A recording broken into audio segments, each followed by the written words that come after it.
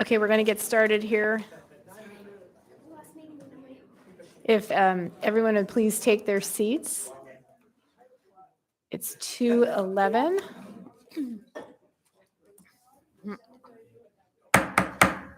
I now call to order this work session of the Anchorage Assembly regarding confirmation hearing of Virginia McClure, Library Director.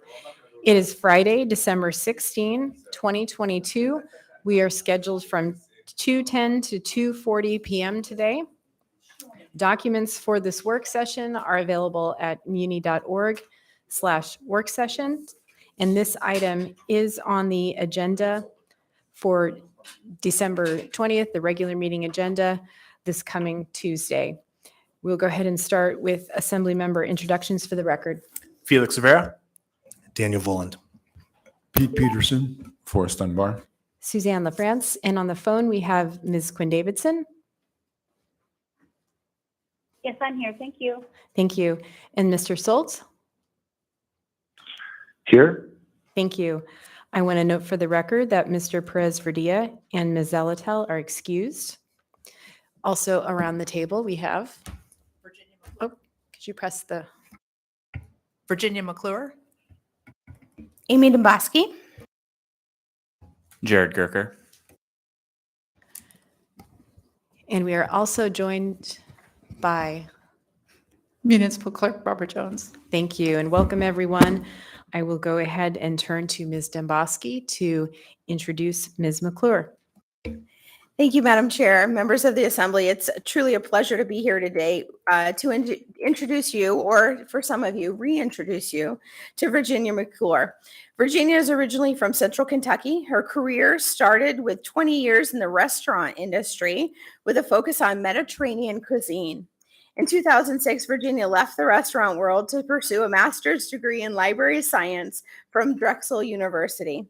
While Virginia's original plan was to become a culinary librarian, her first professional librarian position was with the Lexington Public Library, which permanently changed her career focus as she developed a passion for public librarianship. After serving the Lexington Public Library in a variety of roles, including managing the library's historical archive, Virginia moved to Anchorage to serve as the Mountain View branch library manager. In 2017, Virginia was promoted to Assistant Director of Public Services and worked closely with Director Mary Jo Torgensen to lead the library through a large construction project, a strategic planning process, budget cuts, and a flooding crisis in the archival Alaskan collection. In recent years, Virginia returned to her other passion, letterpress printing, and has been pursuing a master's in fine arts and book arts from the University of Alabama. This wide variety of experience and training has served to strengthen and hone Virginia's passion and vision for public libraries. The mayor respectfully requests the Anchorage Assembly confirm Virginia McClure as the next director of the Anchorage Public Library. And Madam Chair, as we typically do, Deputy Director of HR, Jared Gerker, is here just to explain to people what the background process was to vet Ms. McClure. Through the chair, thank you very much. Ms. McClure's application with the municipality was thoroughly vetted by the Human Resource Department and our third-party vendor, Pinnacle. And would you, I'm sorry to interrupt, could you pull the microphone a little bit closer? There we go. Thank you. Is that better? Is that better? Can we hear? Good. I think so, yes, Okay. thanks. The steps taken to validate Ms. McClure's credentials and experience is as follows. She received a criminal and credit background check through Pinnacle. She had her highest levels of education verified by HR staff. Her past employment was verified by HR staff as well. That includes 3 employers or up to 10 years, whichever is longer. Her name was checked in the Court View database, and multiple reference checks were conducted by HR staff. Thank you. Thank you. And with that, Ms. McClure, would you like to further introduce yourself? I'd like to thank the Assembly for giving me the opportunity to introduce myself. I grew up in Lexington, Kentucky, in the central bluegrass region of the state. My first career was in restaurants, and I worked in kitchens in a variety of places around the country.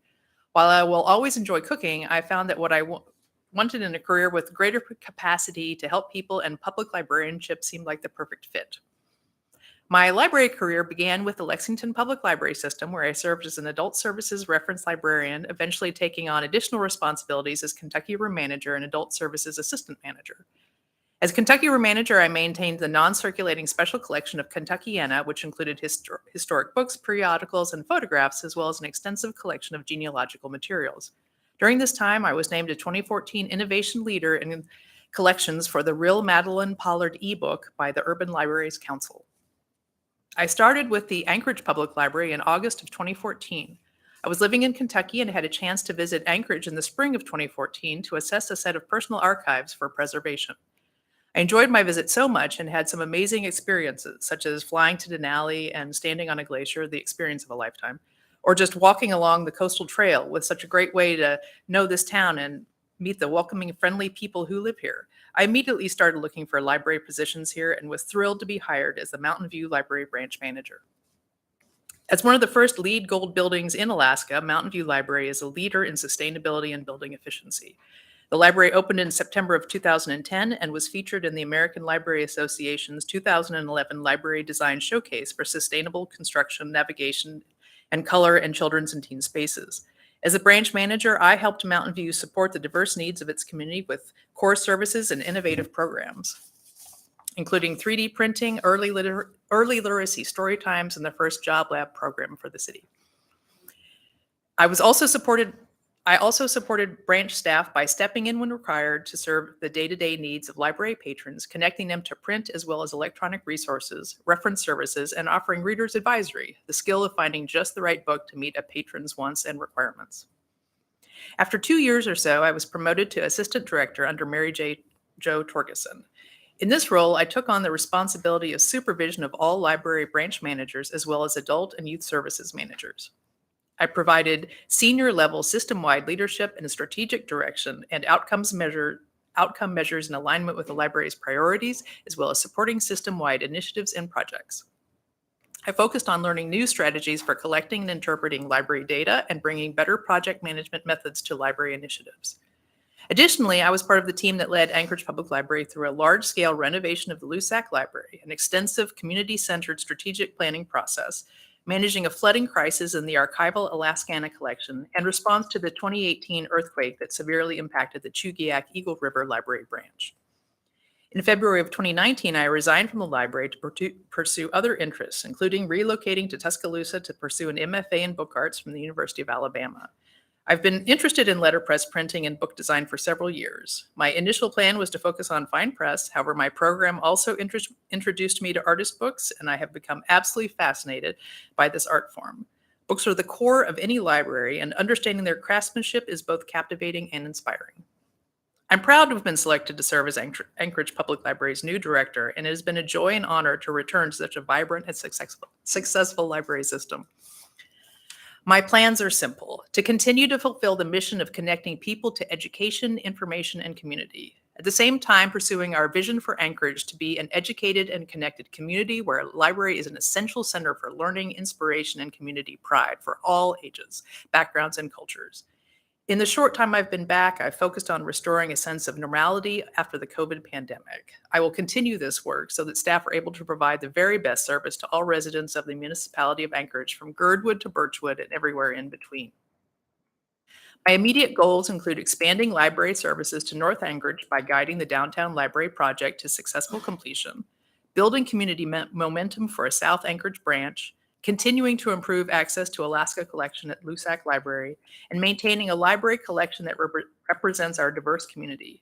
I will also focus on the safety of library patrons and staff, supporting early literacy and community education efforts, and ensuring that everyone is welcome at their Anchorage Public Library. On a personal note, I am married to a longtime Alaska transplant, Meade Treadwell, who has introduced me to many lovely people and places in this state. Finally, I'd be remiss if I didn't also share I have 3 cats, as any good librarian should, and an Alaskan Husky who is disinclined to pull but loves naps. Thank you. Thank you, Ms. McClure. And before I go through the queue, I just want to ask the municipal manager if you would share with the assembly the policy of the HR vetting procedure, if we could get a copy of that. Thank you. First in the queue is Mr. Rivera and then Mr. Dunbar. Thank you, Madam Chair. I must say, I think that was probably one of my favorite introductions out of many of the introductions that we've heard. Just got me thinking of all kinds of great things. So you mentioned it a little bit, but I'm wondering if you could be perhaps a little bit more specific about some of the goals that you have, Ms. McClure, for our wonderful library system.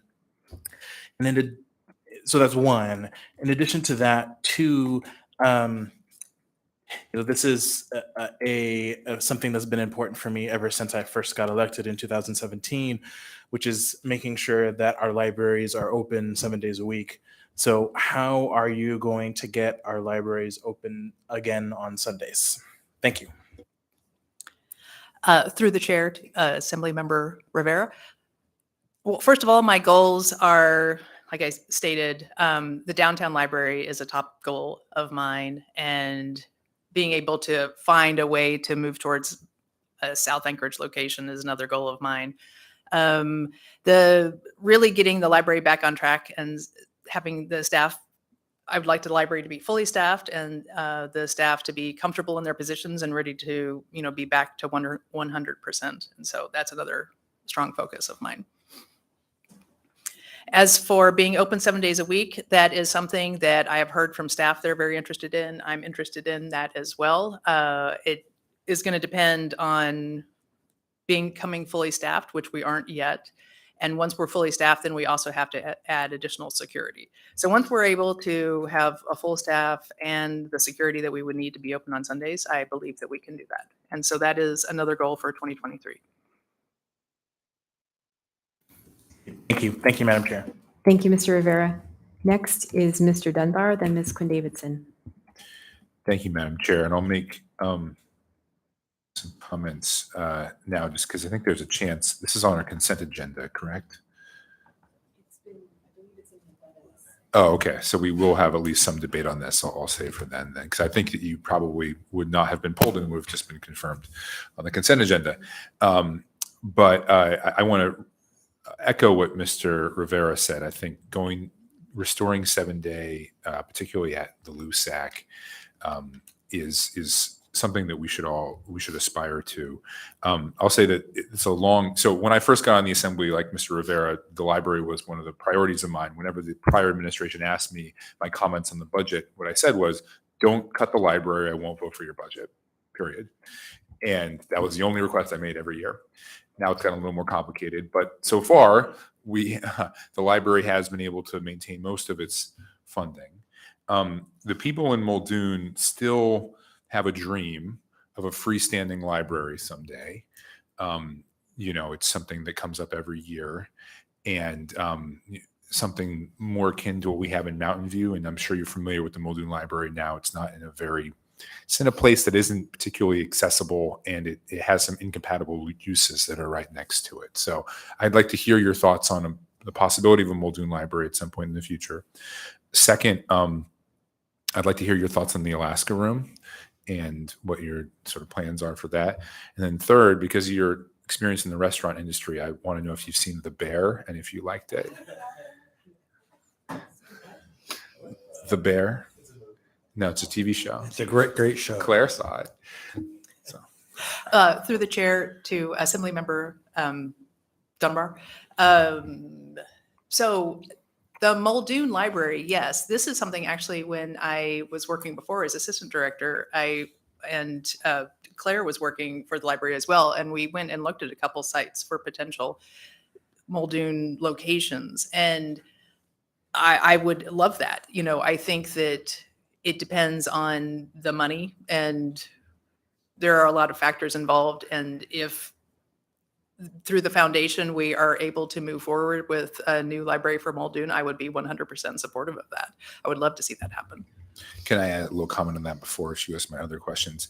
I think when we were having that discussion, I don't remember if you were directly involved, we were talking to CITC and I think to Stream Academy about trying to co-locate something. And so I guess that's more a comment rather than a question, but there are some other entities in that part of the city that are looking for new homes. I think CITC, they've built their Fab Lab now near their main building, so they might be off the table, but looking for some other entity that could partner with the library, because I understand it would be potentially a major capital project. But yeah, I think there's still a strong desire to eventually leave the current space it's in. So my second question was about the Alaska room. Yes. So another of my goals is definitely to restore access to the Alaska collection. And the Alaska room, as I understand it right now, we are still in the process of fundraising, so we haven't been able to start that project. But it is after my experience in Kentucky and managing an archival collection in a public library, it's very, very close to my heart to see archives in a public library, because I've always believed that when a public library holds an archival collection, that is owned by the community. And that's a very different situation than an archival collection that's owned by a university. When it's owned by the community, everybody in the community owns these items. And I feel like full access is extremely important. And do you think, I mean, obviously now the old home fort is a rental space. Is that right? The sort of circular area. The rotunda. Yeah, the rotunda. Thank you. So physically, where do you think the Alaska room will be long term? Right now, I think that we're still waiting on finishing the fundraising, and there are plans in place, but right now we don't have the money to get started. So there's some concern about the cost. Supply chain issues and raising costs have kind of stalled things just a little bit. So we're trying to move forward is the best answer I can give you. Thank you. And third, I love the bear. Wonderful. It wasn't too. A lot of the chefs I've talked to say it's too stressful. They can't watch it. It's like I felt that. Thank you, Mr. Dunbar. Thank you, Ms. McClure. Next is Ms. Quinn Davidson, followed by Mr. Peterson, and then Mr. Constant. Thank you, Madam Chair.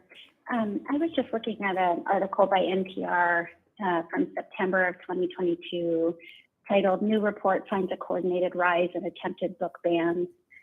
And these book bans tend to focus on books with LGBTQ characters and storylines, and I'm quoting, and books involving characters of color. You know, we know in Anchorage that the library is such an important place for kids, for adults, particularly for vulnerable populations. I'm just wondering if you can speak to your thoughts on banning books or removing them from the collection, and also, so number one, your thoughts. Number two, how you would respond if the mayor or someone on his team were to suggest that you should remove books from the collection. Thank you. Through the chair to Assembly Member Quinn Davidson. Well, first I would like to say that no librarian ever wants to censor or ban books. So if there ever was a challenge to a book, we have a committee that looks into that challenge and considers it very carefully. We have a collection development policy that states very specifically the steps that we would go through, and we follow our policy. On the very rare occasions that we have removed a book from the collection, it's a long thought process before we do that. And as far as if the mayor or anyone in the administration, I can't imagine that they would suggest that we remove a group of books, but then it would just go through the same process. We would look at the books individually. We would follow our collection development policy. We also follow the recommendations of the American Library Association on this. So we don't just make up the policy out of thin air. This is coming from the American Library Association. Thank you. Any follow-up, Ms. Quinn Davidson? That's really, yeah, just a quick one, and thank you very much, Ms. McClure. That's really helpful. If the mayor or his administration requests that a book be removed from the collection, is the assembly notified during that process? I'm sorry, I didn't quite hear that.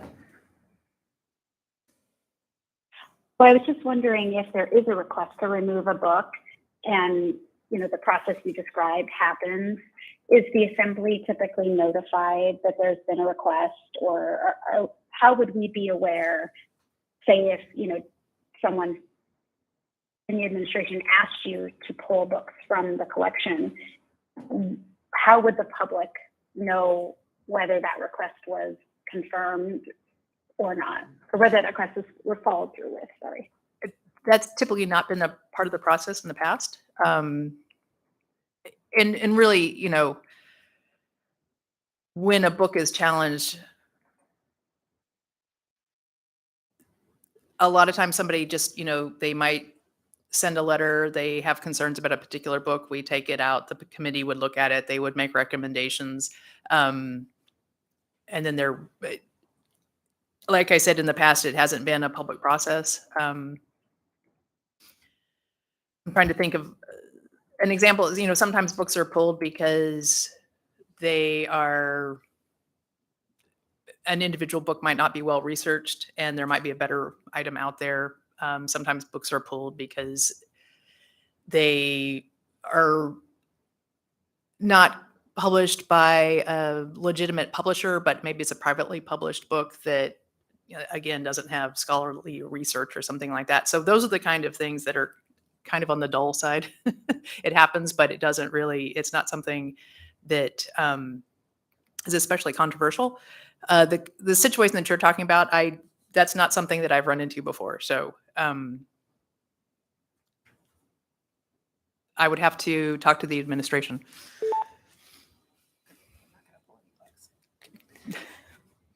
Thank you.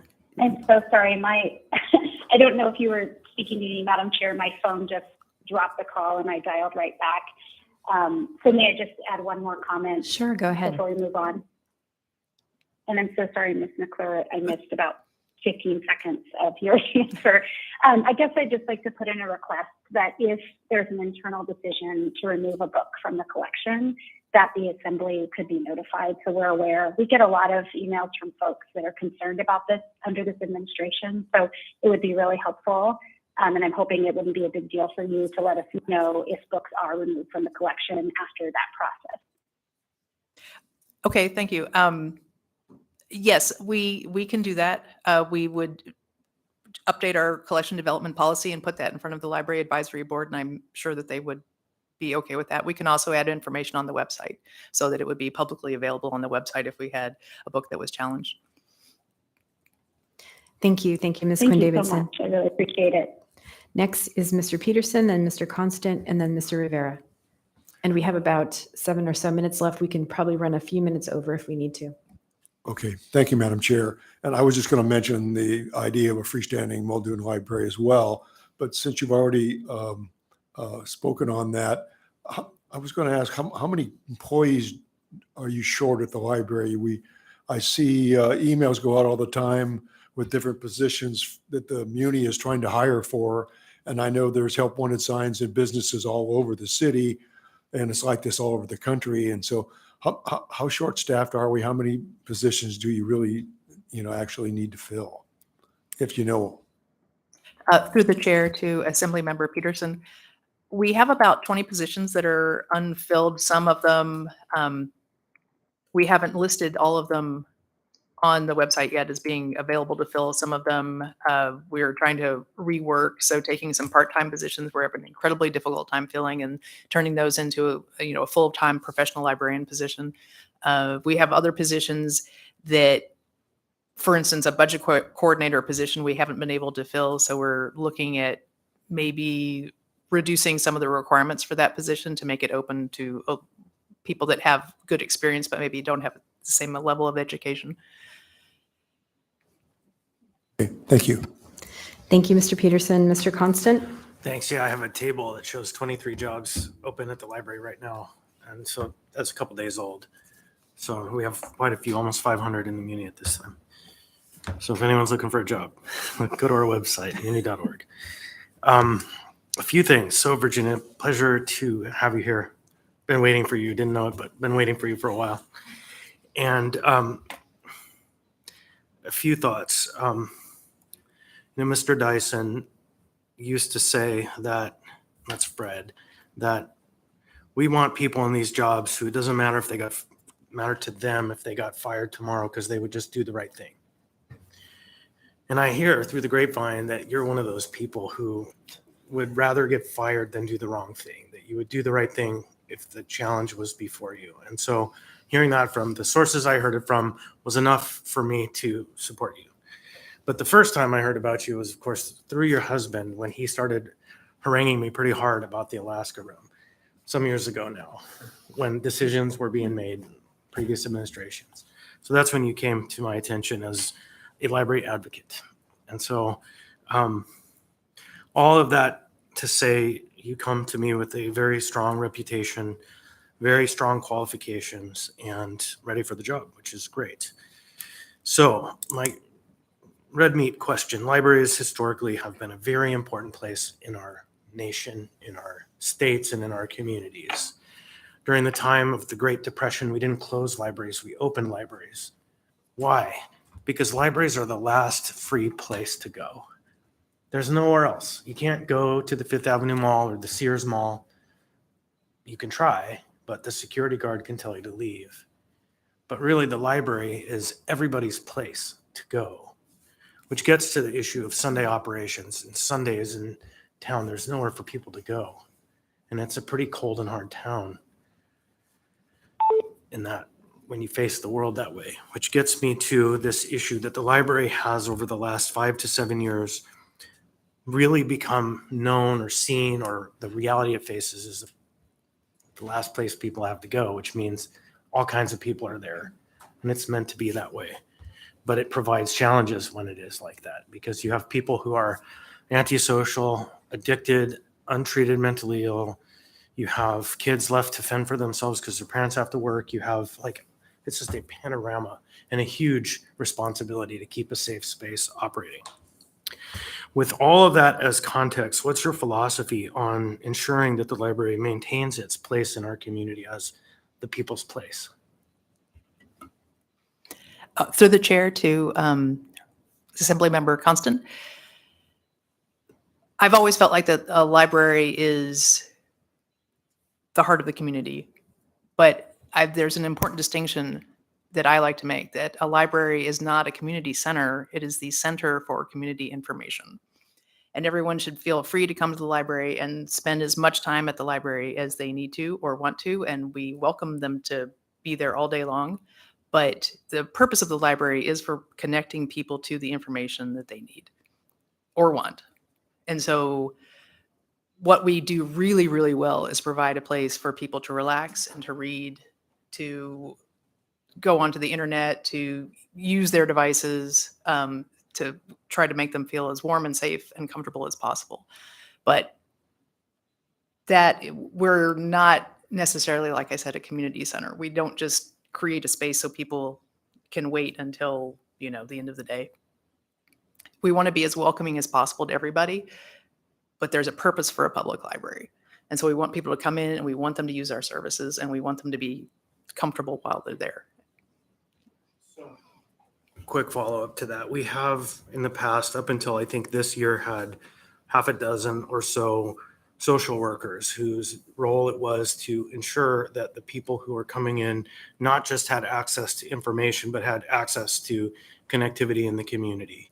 And so is it your perspective that those positions should maintain or return to the library from the health department and be a critical part of the library? Or do you think your staff has an alternative plan for managing that dynamic that we all recognize is the reality of our public library? So those positions were really important to the library and provided an amazingly good service. And we have a lot of different kinds of partnerships where we bring different organizations in to provide services to people. For instance, the AARP tax help and some other kinds of programs where people can come into the library and they also find people to talk to there that can help them and help them navigate the system and get services that they need. And that is really wonderful. What librarians are not very good at is judging who to hire for a social work position or supervising a social worker, because librarians don't have a social work background.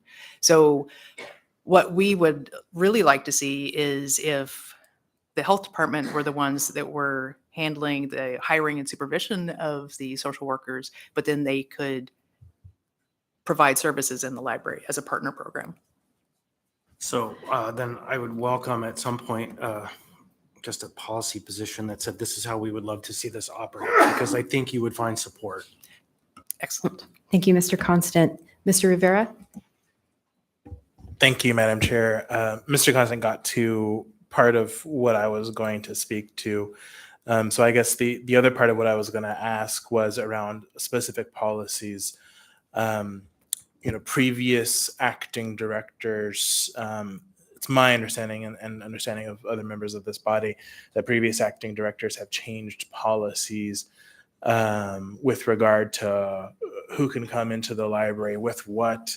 And, there's been a lot of concern that some of these policies particularly affect a subpopulation of our community. So can you speak to how you are going to be reviewing any of these policies, decisions that were made prior to your arrival? Through the chair to Assemblymember Rivera. So, of course, anyone that's an acting director or director can't change policy without it being approved by the Library Advisory Board. So if there were any policy changes, the Library Advisory Board would have been involved in that process.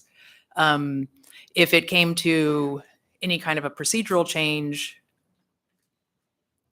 as far as I understand it, the bag policy that was created is very similar to other libraries around the country. And some of that is safety related, and some of that is related to keeping the library as safe as possible and also free of bed bugs.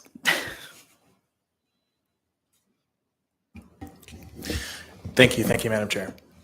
Thank you, Mr. Rivera. So we are at the end of our time, and I had put myself in the queue. Yeah, I'm going to go. Thanks.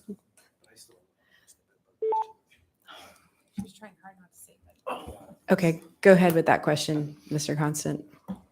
I look forward to seeing a proposal on how, or a document on how we mitigate bed bug issues. So we understand, because this is the first time that's been mentioned to this body. Thank you, Mr. Constant. So before we adjourn, and actually I want to note that this item, Ms. McClure's confirmation, would normally be on the consent agenda, but we postponed the confirmations last time so that we could have confirmation hearings. And so her nomination or appointment is item 11C on the December 20 agenda. And I just, I had put myself in queue, and I just wanted to state that when I saw your appointment come through, I was very excited. The library is beloved by our community, and the public has been very clear in its desire for a professional librarian at the helm. So I'm very happy to see you in this role and appreciated the goals that you identified, and on getting to a point of being fully staffed. There have been some very challenging times in the last year and a half for the library, and I would like to hear more at some point how you plan to address the staffing issue, and also to create that welcoming environment for the employees as well and build trust. I think that there is definitely a lot of public interest in the library and also among assembly members, and we certainly would welcome you back for a work session at any time to talk about whether it's the issue Mr. Constant alluded to, which I won't restate, or any other issues. And with that, we will go ahead and adjourn. We are scheduled for our next work session in just a couple minutes at 2:50, and that will be the confirmation hearing for Kent Colhase, Director of Public Works. Thank you all for being here today, and thank you again to Ms. McClure. We are adjourned. Thank you.